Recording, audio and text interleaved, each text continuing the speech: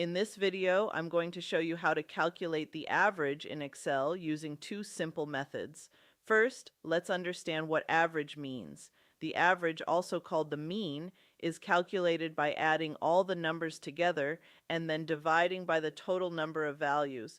Now let's look at the first method using the average function.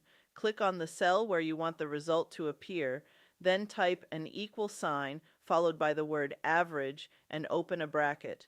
Now, select the range of cells that contain the numbers you want to calculate.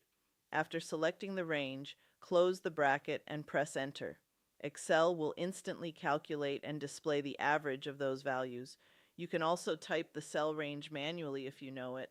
For example, you can type average C2 to F2 inside the brackets, and Excel will calculate the average for that range. Now let's move on to the second method using the AutoSum feature. Click on the cell where you want the average to appear, then go to the Home tab on the ribbon. Look for the AutoSum option. Click the drop-down arrow next to it and select Average. Excel will automatically highlight a range of cells that it thinks you want to calculate.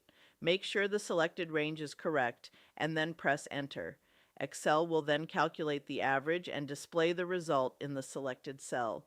To apply this to the remaining cells, use the fill handle, the small plus sign at the bottom right corner of the cell, and drag it down. This will quickly calculate the average for the rest of the data. Both methods give you the same result.